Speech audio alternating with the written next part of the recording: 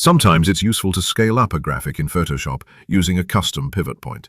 However, these days, Photoshop scales objects by default from the opposite corner, which isn't always ideal. So let's take a look at how to scale a layer using a custom pivot point. Here, I have the Transform tool active. I'm keeping Auto Select enabled, so it automatically selects whichever layer I click, and Show Transform Controls turned on, so I can see the bounding box. Now, when I start transforming the layer, Photoshop shows a small pivot point in the center, provided that the checkbox for showing it is turned on. You can grab that pivot point and move it wherever you want your scaling to be based from. There's just one more thing you need to know. To actually make Photoshop scale from that pivot point, you need to hold down the Alt key or Option on a Mac while dragging. And that's it. Now your transformations will respect the custom pivot point.